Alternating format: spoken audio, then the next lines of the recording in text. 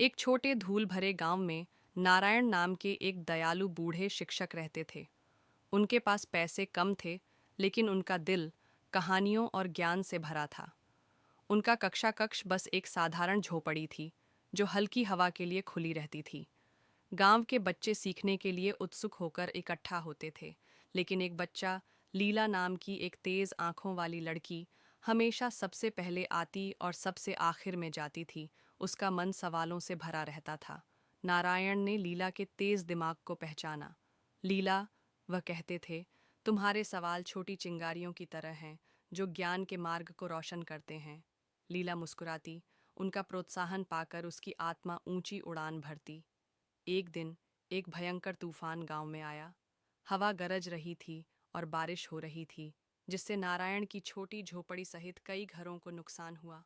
उनकी कीमती किताबें, उनके एकमात्र खजाने भीग गए थे। लीला ने नुकसान देखा और उसके दिल में दर्द हुआ। गुरुजी नारायण, उसने कहा, हमें आपकी कहानियों को बचाना होगा। वे खोने के लिए बहुत महत्वपूर्ण हैं। उसे अपनी दादी की याद आई, जो धूप में मसाले सुखाती थीं। सूरज मदद कर सकता है, उसने चिल्लाया, लेकिन सूरज अभी भी घने बादलों के पीछे छिपा हुआ था। लीला को एक विचार आया। उसने सूखी पत्तियां और टहनियां इकट्ठी कीं और सावधानी से झोपड़ी के बाहर एक छोटी नियंत्रित आग जलाई, ठीक वैसे ही जैसे उसकी माँ खाना बनाने के लिए करती थी। फिर वह एक एक करके गीली किताबें लाई और उन्हें आग की गर्मी के पास धीरे से पकड़े रही।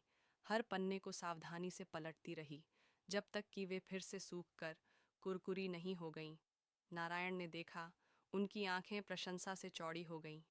लीला, उन्होंने फुसफुसाया, तुमने मेरी कहानियों को बचा लिया। तुम्हारी चतुराई एक उपहार है। गांव के बच्चों ने उसके लिए जयकार की। उस दिन से नारायण और लीला ने एक साथ काम किया। उन्होंने बच्चों को अतीत का ज्ञान सिखाया और उसने उन्हें आज की समस्याओं को हल करने के लिए अपने चतुर दिमाग का उपयोग करना सिखाया।